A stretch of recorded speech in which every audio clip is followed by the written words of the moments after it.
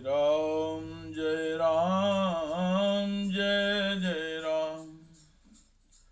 श्री राम जय राम जय जय राम। श्री राम जय राम जय जय राम।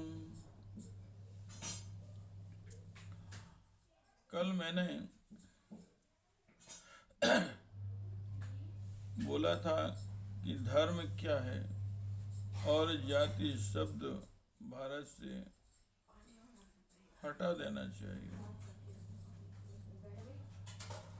जाति शब्द क्यों हटा देना चाहिए?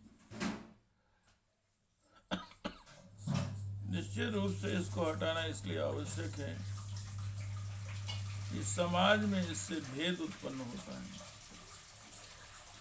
अपमानता उत्पन्न होती है। जातियां पूर्व काल में इसलिए निर्धारित की गई थी कि समाज को चलाने के लिए हर काम अति आवश्यक है। कृषि प्रधान देश था, समाज में समरूपता लाना, उसको चलाना, हर की आवश्यकताओं की पूर्ति के लिए कर्म निर्धारित किए गए। जो जिस कर्म को करता था उस व्यक्ति को उस जाति से संबोधित किया जाता था।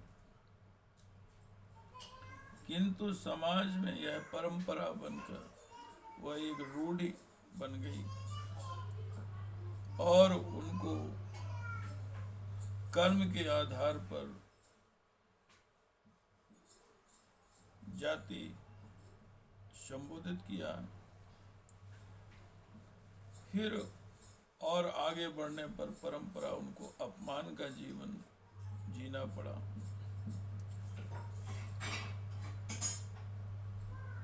राजाओं ने अपने जाति संबंधी लोगों को सामंतवादी एक शासन रूप दे दिया, उनको जागीरें दे दी, उनको जमीनें दे दी और सामान्य जनता से उसका कर लेकर राजा को देते थे। कई राजा धर्म प्रिय हुआ करते थे तो कोष का जो राजकोष होता था उसका खर्च सिर्फ राजहित में ही किया करते थे। कुछ राजा लोग सिर्फ अपने ऐशो आराम में ही उसका उपयोग किया करते थे। जो छोटी छोटी जागीरें हुआ करती थी वो जनता से कर वसूल करके राजा को दिया करते थे और स्वयं अपना भरण पोषण करते थे। कई लोग जहाँ धार्मिक व्यक्ति होते थे तो राज्य का धर्म के अनुसार पालन होता था जनता का, और कहीं जब राजा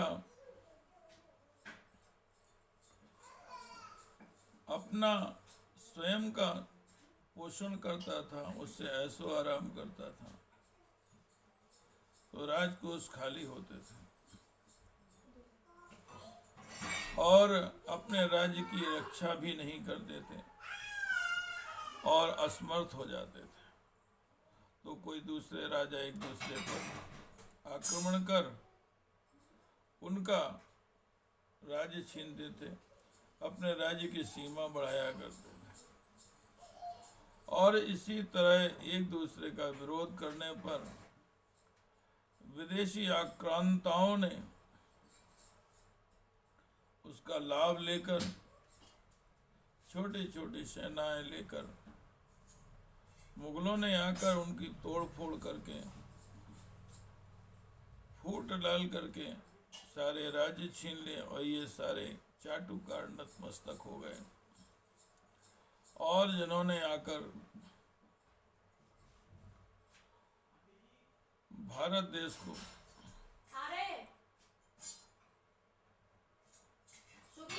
परास्त कर दिया, वही जाति और धर्म के नाम पर अपने ही लोग अपमानित होते रहे। आज हमारे भारत में भारत के लोग जब तक वो हमारे हिंदू रहते हैं,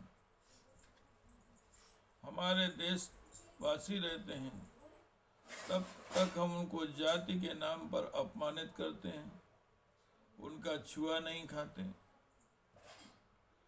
उनको कई प्रकार से प्रताड़ित किया जाता है, अपमानित किया जाता है, उनकी अलग बस्तियां हो जाती हैं। इस तरह जाति भेद हमारे भारत में इतना बढ़ गया। आज सुधार होने के बाद भी उनका शोषण हो रहा है। उनके ही जाति के लोग जो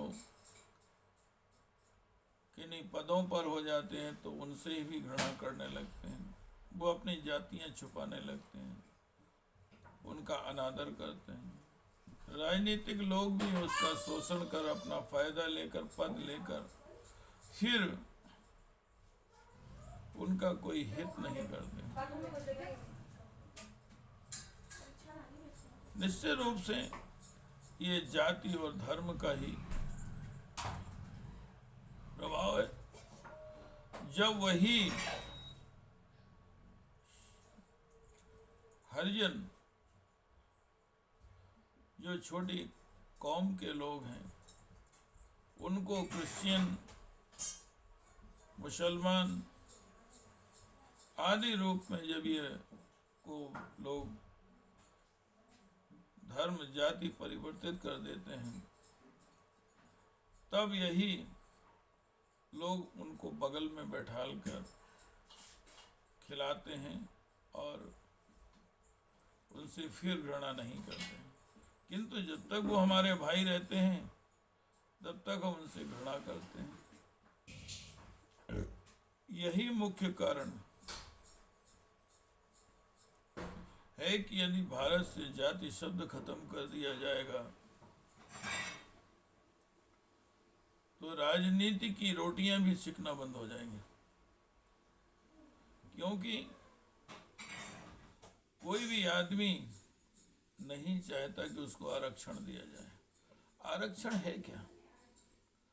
उसी को उसी में बांट करके लॉलीपॉप पड़ा देते हैं। सब कोई जानता है कि उतना ही है, और उसी को एक रोटी को कितने टुकड़े करोगे, उसी में बांट दोगे तो अंत में उसको भी उतना ही बच जाता। सवर्ण को भी आरक्षण से कोई वो फर्क नहीं पड़ता, वो भी उतना ही पाते हैं। लेकिन इनको समझाने का और तरीका गलत है। समर्थ को देने से, भरपेट भोजन किए हुए व्यक्ति को खिलाने से क्या फायदा? भोजन तो उस व्यक्ति को दो जिसको आवश्यकता है, जो भूखा है, जो गरीब है, चाहे वो कोई हो। भूख प्यास तो सबको लगती है। भूखे को यदि अन्न दिया जाए, पानी दिया जाए, प्यासे को वस्त्र दिए जाए और रहने को मकान दिया जाए, ये उसके लिए आवश्यकता है। साधन उत्पन्न कर दिए जाए, लोग चाहते हैं, किंतु उसको अपमानित ना किया जाए, उनकी बस्तियां अलग ना रखी जाए। सारे लोगों को जब जातियां नहीं होंगी तो सब किसी के बीच में रहेंगे। 2-4 वर्ष ऐसा रहेगा कि थोड़ा रहेगा, इसके बाद जब जाति शब्द ही खत्म हो जाएगा तो कोई किसी से पूछेगा नहीं, सब आराम से रहेंगे। भारत में एक ही कानून होना चाहिए, किसी धर्मावलंबियों का अलग कानून नहीं होना चाहिए। सबके साथ एक सा व्यवहार होना चाहिए।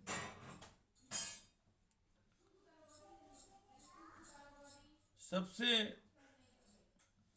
बड़ा कानून जो देशद्रोह का होना चाहिए, जो आईपीसी की धाराओं में दिए गए हैं, धारा 124 आईपीसी की, उपयोग किया जाना चाहिए कि जो देश के विरोध में कोई भी शब्द बोले उसको देशद्रोह का आरोप लगाकर उसे आजीवन कारावास का दंड देना चाहिए।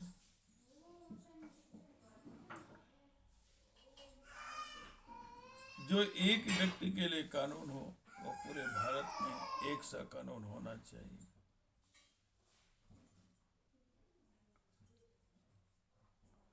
किसी भी व्यक्ति को शिक्षा से वंचित न रखा जाए। किसी व्यक्ति के लिए अब कर्म निर्धारित करने की आवश्यकता नहीं है कि वह कर्म यह करेगा, बाध्य नहीं करना चाहिए। कोई भी व्यक्ति जो उसको उचित लगे शिक्षा प्राप्त करने के उपरांत शिक्षा अनिवार्य ही होनी चाहिए।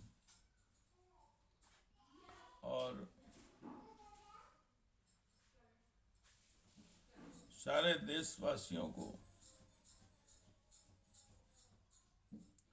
अपने धर्म और जाति के प्रति स्वतंत्र हैं, किसी भी पूजा पाठ अर्चना को करें, किंतु किसी को बाध्य नहीं किया जाए। किसी को कहीं भी रहने का उसको उचित वातावरण दिया जाना चाहिए। जैसे देखते हैं कुछ कौमें जो निर्धारित एक जगह रहती हैं और वो अपराध करती हैं, अगर उनके कुछ व्यक्ति पढ़ लिख जाते हैं, आगे बढ़ते हैं, तो जब वो एक जगह रहते हैं तो उनमें उनके लोग ही उसको निरादर करते हैं, अपने जातीय नियम उनके ऊपर थोपते हैं। कहीं शराब बनाना, कहीं शराब बेचना, कहीं शराब पीना, वेश्यावृत्ति करना, ये कई चीज के नाच, ये सब उनको बाध्य करते हैं। जो पढ़ लिख कर समाज के लोग मुख्य धारा में आते हैं तो उनको अपमानित होना पड़ता है। जब वो एक जगह रहेंगे तो स्वाभाविक है वो अपने बैठेंगे, पंचायत करेंगे, एक होकर अपने उसी गंदे कर्मों में लिप्त रहेंगे। उनको संभालना मुश्किल हो जाएगा, अपराध भी करेंगे। किंतु जब वह समाज की मुख्य धारा में रहकर किसी भी स्थान पर रहेंगे, एक जगह न रह करके, तो निश्चित रूप से अपराधी भी नहीं होंगे, शिक्षित भी होंगे, एक दूसरे को देखेंगे तो उन पर प्रभाव पड़ेगा और अच्छे कामों की ओर अग्रसित होंगे। और हिंसा की तरफ जो उनका झुकाव है वो खत्म हो जाएगा, अपराधों की तरफ जो झुकाव है वो खत्म हो जाएगा और अहिंसात्मक हो जाएंगे। कोई भी धर्म गलत रास्तों पर जाने के लिए अग्रसित नहीं करता है। उनको धर्म सिर्फ अच्छाइयां ही सिखाता है। किंतु जब धर्म स्वार्थी तत्वों के हाथ में और जो धर्म के ठेकेदार बन जाते हैं वो स्वार्थी हो जाते हैं, तो धर्म रूढ़ियों में परिवर्तित हो जाता है और वह गलत कामों के लिए अग्रसित हो जाते हैं और फिर वह विपरीत दिशा में समाज को और जाति को के लोगों को जाने के लिए प्रेरित करते हैं, जिससे देश पर विपरीत प्रभाव पड़ता है और देश पतित होता है।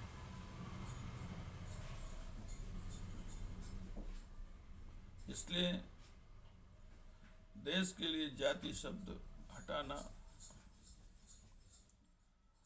देश के हित में है और जिसे हटाना ही चाहिए। इसका परिणाम यही है कि देश हमारा बहुत पीछे हो गया। अब मैं कल आपको और आगे बताऊंगा, अपने विचार व्यक्त करूंगा। आप लोग भी अपने विचार व्यक्त करिए और मुझे भेजिए। जो आपके उचित सुझाव होंगे उनको भी मैं समझूंगा और